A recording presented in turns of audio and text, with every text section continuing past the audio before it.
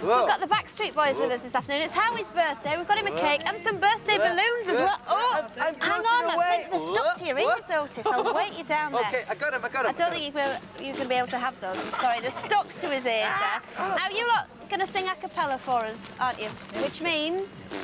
without music, without accompaniment. Now, me and Otis want to join in and we want to audition for the Backstreet Boys band. Are you all right? Oh, I'm choking. Okay, it's okay now. Steady yourself, because we're going to do our audition now. Are you ready? Okay, What are I'm you going to ready. sing? Yeah, we're going to do Old MacDonald. Right, here we go. After two, 1, 2, 3.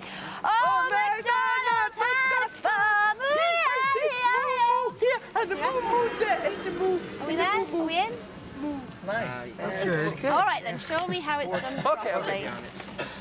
Okay. All right. Sing something. This song that we're gonna do is off our up-and-coming album that will be out September 9th, and it's entitled "I'll Never Break Your Heart," and we're gonna dedicate it to Otis. What's so sad? Okay. Pitch. Okay. 1, 2, 3. I'll never break your heart. I'll never make you cry. I'd rather die than live without you. I'll give you all of me, honey, that's no lie. I'll never break your heart. I'll never make you cry. I'd rather die than live without you. I'll give you all of me, honey, that's no lie.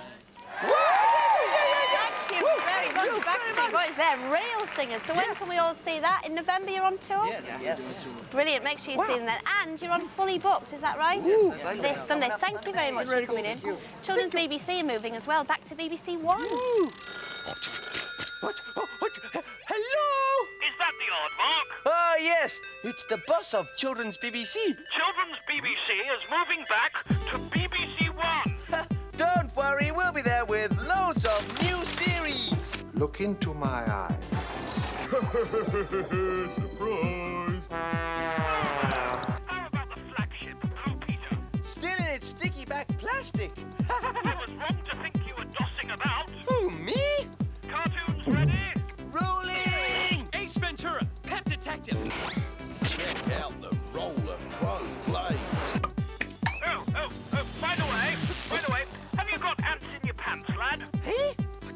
Children's BBC is back on BBC One from 3:30 each weekday. And don't be late. It's 5 o'clock. That means only one thing. It's time for Newsround, presented by Chris. The mystery illness that's threatening a colony of rare giant tortoises. And the road sign that's driven old people to design a younger version.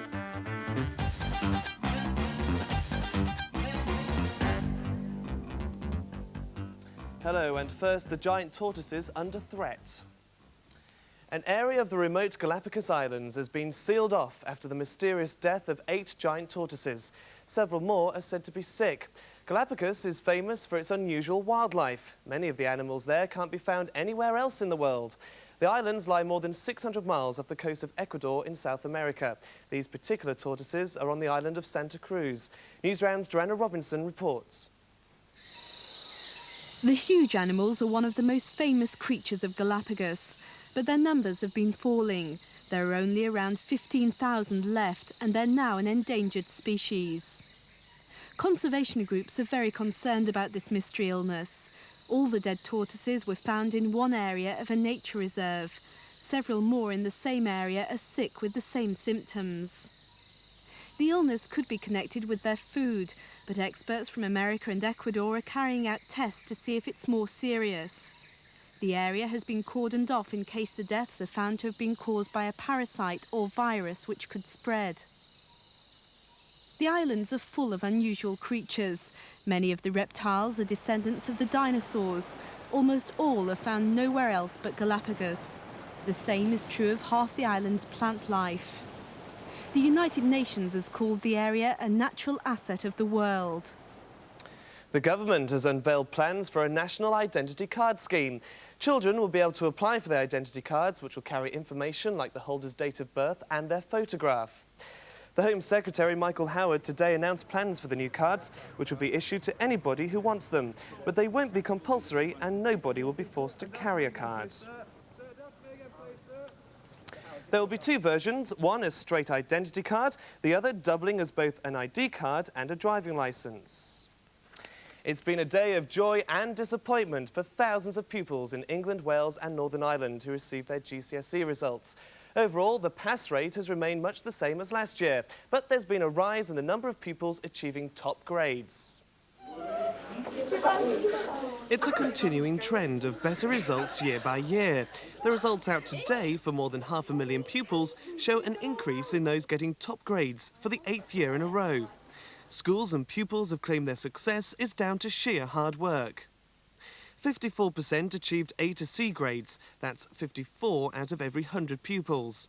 And 14% gained the highest A or A-starred grades, that's 14 out of every 100 pupils. The results are a small improvement on last year. But with GCSE results getting better and better every year, there's now more pressure for pupils to get higher grades. Since the GCSE system began 10 years ago, there's also been an increase in the number of students staying on in education. The new live and kicking team has just been confirmed. Jamie Theakston of the Ozone has been chosen to present the Saturday morning children's BBC programme. He'll be joined by former BBC children's presenter Zoe Ball.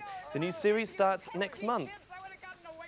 Now to Africa, where one of the most important discoveries about human evolution is about to be hidden away, perhaps forever. Footprints of our ancestors from 3 million years ago were found in the 1970s by archaeologists. Now, to protect them, the site at Laitoli in Tanzania has been covered up. Newsround's Tim Lavelle reports. High on a remote hillside, the site which has created so much excitement among archaeologists. These footprints were made over 3 million years ago by 3 individuals walking over fragile volcanic ash. Experts say it's the earliest evidence of upright walking by our ancestors. Mary Leakey led the team that found them. She says survival of the footprints was a 1,000,000 to 1 chance. This was a completely unknown quantity. It was also surprising that the feet were so similar to our own feet. But now archaeologists are worried that the site could be damaged by erosion or by tourism. They've made hard copies of the prints so they can be seen across the world, including the new Earth galleries in London. And they've begun to build a heavy covering, which will soon close the whole site off completely. Local Maasai tribespeople will then...